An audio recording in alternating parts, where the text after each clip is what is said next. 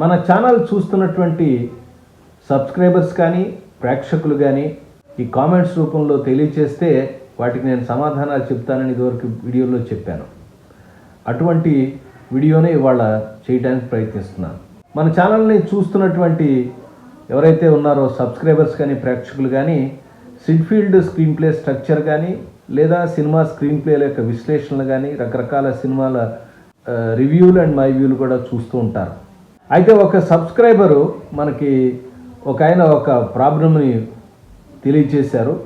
దాని మీద ప్రత్యేకంగా వీడియో చేయడానికి ప్రధానమైన కారణం ఏంటంటే ఇలాంటిదే ఒక 2-3 రోజుల కింద నా దగ్గర చదువుకున్న ఒక స్టూడెంట్ వచ్చి సేమ్ ఇట్లాంటి ప్రాబ్లమ్నే నాకు తెలియచేశాడు. సో అనుకోకుండా నిన్న కామెంట్స్లో కూడా నాకు కనిపించడం వలన నాకు అనిపించింది ఏంటంటే ఇది కొంచెం ప్రాబ్లమేటిక్గా ఫీల్ అవుతున్నారు అనుకుంటాను. కొత్తగా రాసేటటువంటి రచయితలు కానీ దర్శకులు కానీ లేదా ఈ స్క్రిప్ట్ రాద్దాం అనుకున్నటువంటి వ్యక్తులు అని చెప్పి నాకు అనిపించింది. అయితే దీని గురించి ఇదివరకు మన ఛానల్లో ఒక ఎపిసోడ్ చేశాను. నేను అందుకనే రిక్వెస్ట్ చేస్తాను, దాదాపుగా ఇట్లాంటి ప్రాబ్లమ్స్ అన్నీ కూడా నేను మన ఛానల్లో ఎపిసోడ్స్ చేశాను.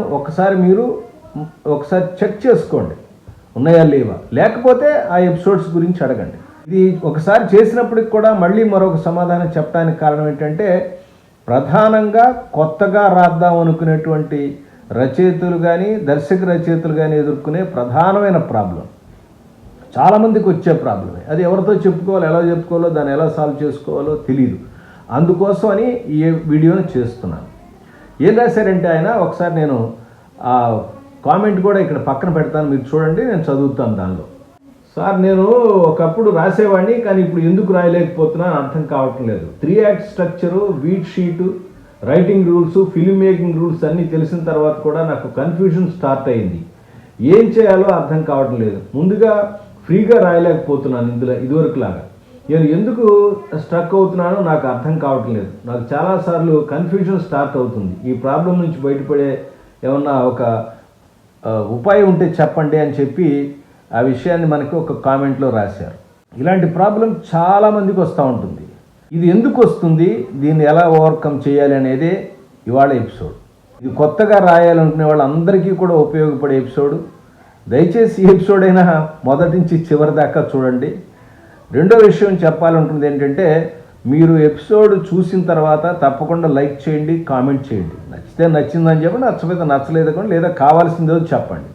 ఏమీ చూడకుండా వదిలేసి వెళ్ళిపోతే యూట్యూబ్ ఏమనుకుంటుంటే ఇదో పనికిమాలిన వీడియోగా పక్కన పడేస్తుంది. 10 మంది మీరు లైక్స్ కనపడి దాని మీద కామెంట్స్ కనపడేదైనా ఆల్గారిథం మీలాంటి కొత్త దర్శకులకు కానీ లేదా రచయితలకు కానీ అది చూపించడానికి అవకాశం ఉంది.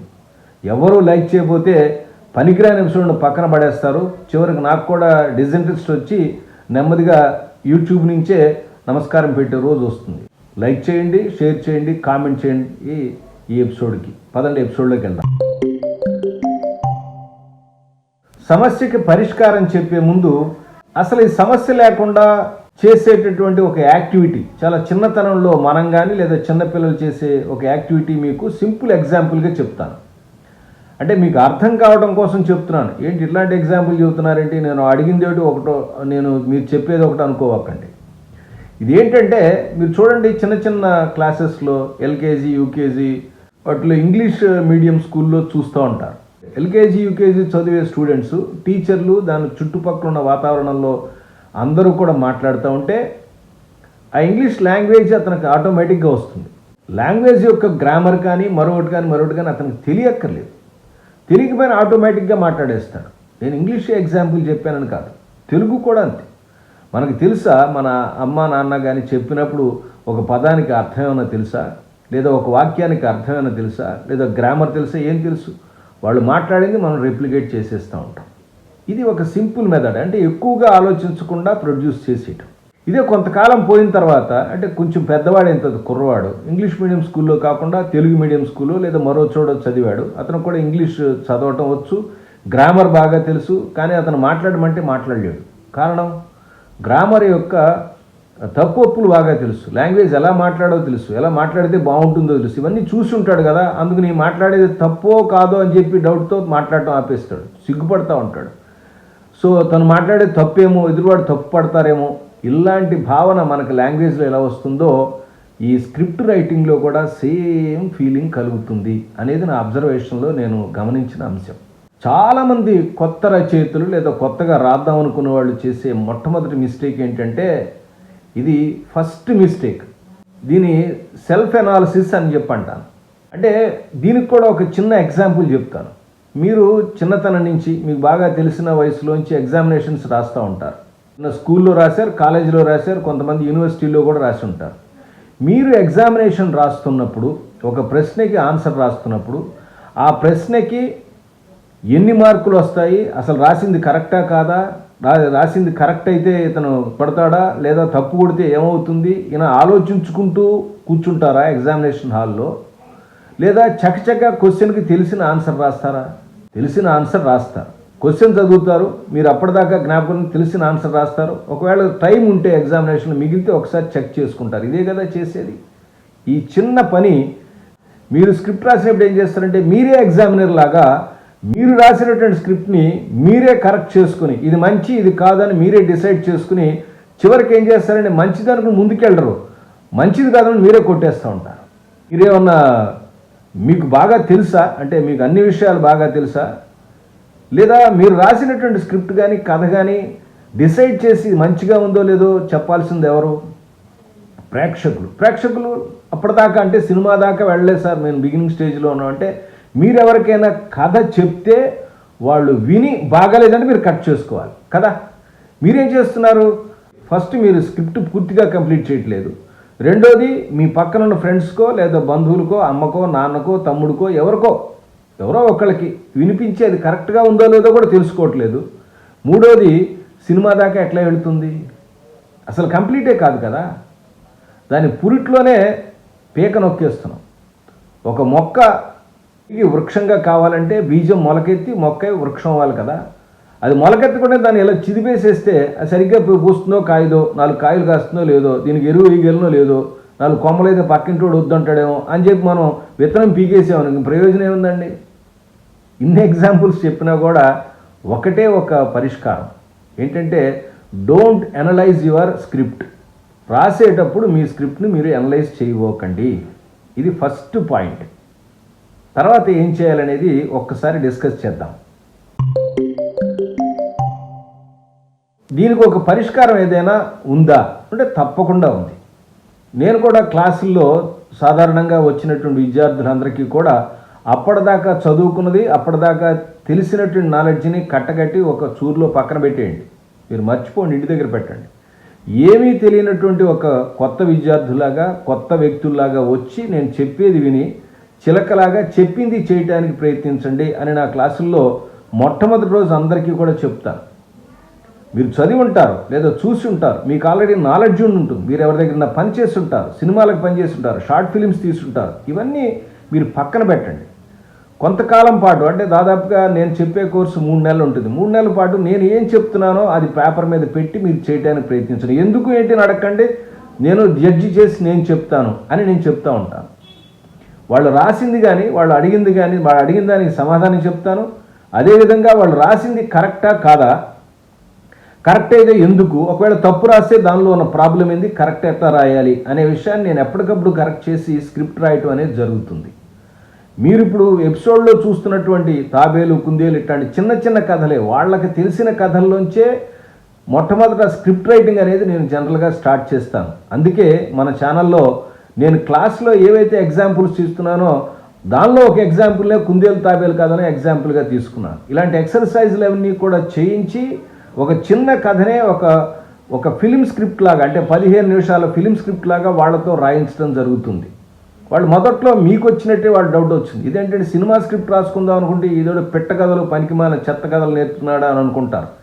కానీ ఎక్సర్సైజ్ బిగినింగ్ చేసిన రోజున వచ్చిన డౌటు ఫైనల్ స్క్రిప్ట్ వచ్చిన తర్వాత వాళ్ళకి అలా అనిపించదు. కారణం ఏంటంటే ఆ 15 నిమిషాల్లోనే మనకి కావలసినటువంటి బేసిక్ స్క్రిప్ట్ స్ట్రక్చర్ ఏదైతే ఉందో, సిడ్ఫీల్డ్ స్క్రీన్ ప్లే స్ట్రక్చర్ ఏదైతే ఉందో వాళ్ళు రాస్తూనే వాళ్ళకి తెలియకుండానే ఇంప్లిమెంట్ అయిపోతుంది. ఎలాగంటే ఒక ఎల్కేజీ యూకేజీ ఫస్ట్ క్లాస్ కురాడు ఇంగ్లీష్ మాట్లాడటం ఆటోమేటిక్గా 2 నెలల్లో ఎలా 2-3 ఏళ్ళు ఎలా నేర్చుకుంటాడో 3 నెలల్లో మీరు కూడా నేర్చుకోవడం జరుగుతుంది. ఇది నేను ఫాలో అయ్యే పద్ధతి.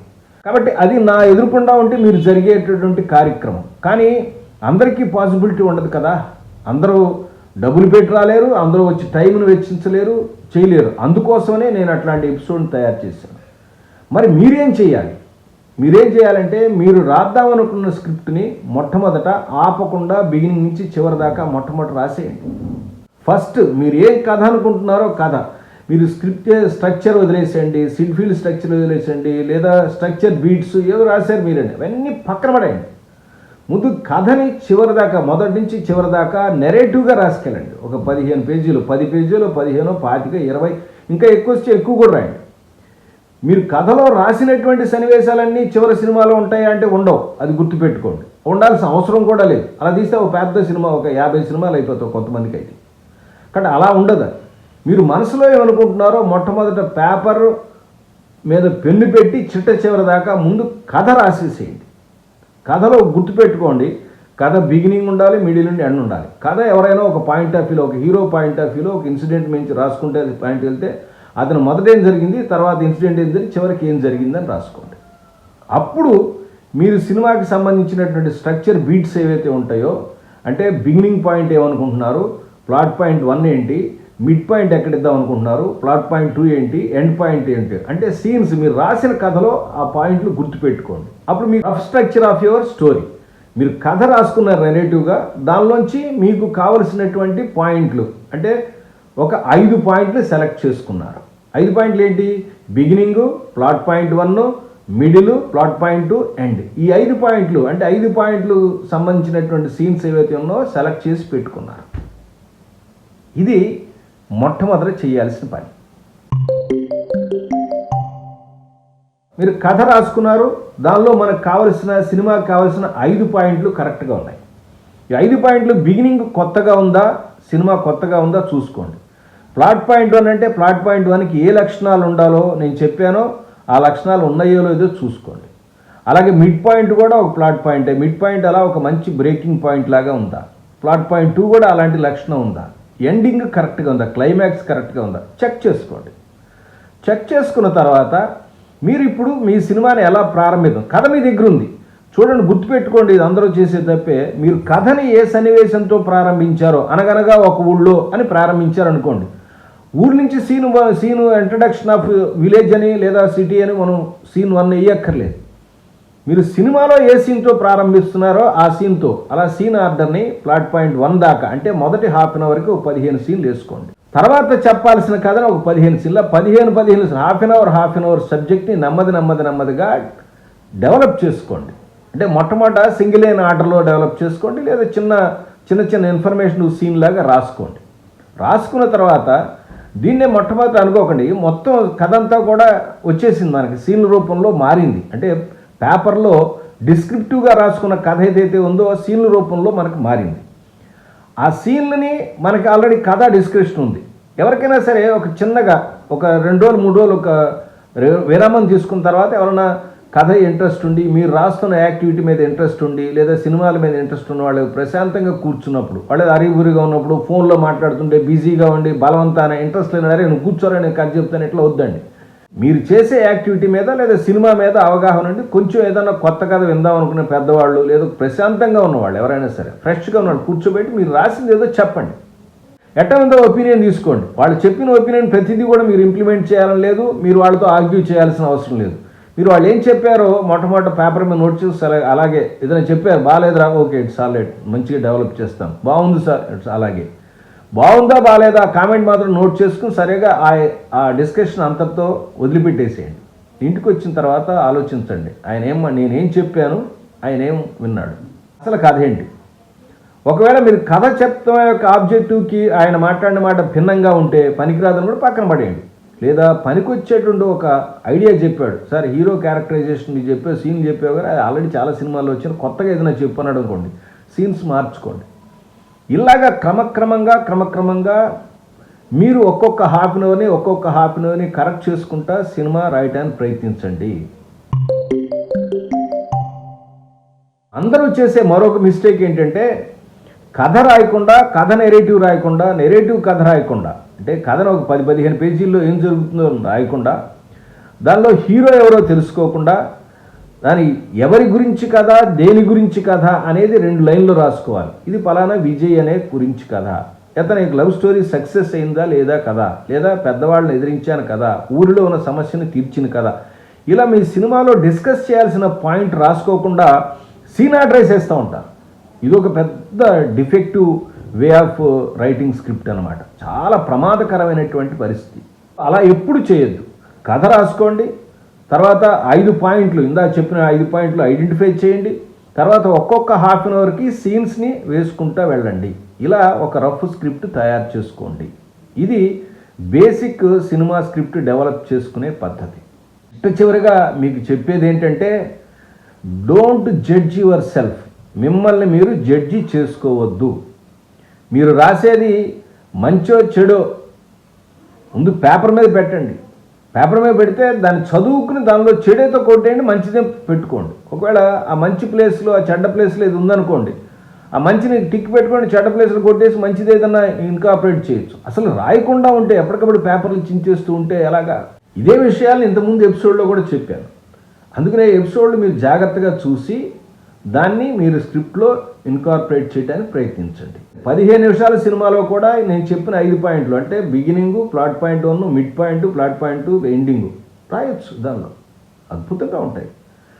స్ట్రక్చర్ ఏదైతే ఏంటండి, సైజు తగ్గుతుంది, సైజు పెరుగుతుంది. 2 గంటల సినిమాకి 60 సీన్లు ఉంటాయి, 15 నిమిషాల సినిమాకి ఒక 10 సీన్లో 12 సీన్లు 15 సీన్లు ఉంటాయి. అంతే. సైజు పెంచుకోవడం తగ్గింది. ఒకటి విషయం తెలిసిందనుకోండి, సబ్జెక్ట్ మనకు అర్థమైతే 15 కాదు, 25 కాదు, 100 ఎన్ని ఎపిసోడ్లు రాయొచ్చు. కాన్సెప్ట్ తెలియకుండా తెలిసింది అనుకుంటాం మనం. ఈ సీన్ రాయంగానే ఇది ప్లాట్ పాయింట్ 1 సీనా, లేదా అది సీనా, ఈ సీనా, మనం తెలిసిన నాలెడ్జ్ దాని మీద అప్లై చేయాలనుకుంటాం. ప్రతిదానికి అట్లా ఆలోచించవాకండి. ప్రతి విషయాన్ని రాసిన ప్రతిదాన్ని తప్పు రైట్ అని మనం మీరే జడ్జ్ చేసుకుంటా ఉంటే మనం ఇంట్లోంచి ఒక అడుగు కూడా వేయలేం. ఇంకొక చిన్న రిక్వెస్టు, నాకు స్క్రిప్ట్లు పంపించమని కానీ నేను అడగను, మీరు పంపించిన నేను చదవను, చూడను. దయచేసి నాకు ఏ స్క్రిప్ట్లు పంపించొద్దు, చూడొద్దు. మీరు ఎవరైనా పర్సనల్గా కలుసుకోవాలనుకుంటే మాత్రం నా ఛానల్ మెయిల్ ఐడి ఉంటుంది, దానికి మెయిల్కి మీ నెంబర్ కానీ ఏదైనా పెడితే ఏదన్నా నేను నాకు తీరిక ఉన్నప్పుడు మాట్లాడతాను. నేను మెయిల్ పెట్టాను అడగలేదంటే అడిగి చెప్పలేను. నాకున్న తీరికను బట్టి చేస్తాను. ఇప్పుడు ఎపిసోడ్ చేయడానికి చాలా టైం అవుతుంది, అది అర్థం చేసుకోండి. దాని ప్రకారంగా ముందుకెళ్ళండి. మరొక మంచి అంశంతో మళ్ళీ కలుస్తాను. అప్పటిదాకా నమస్కారం.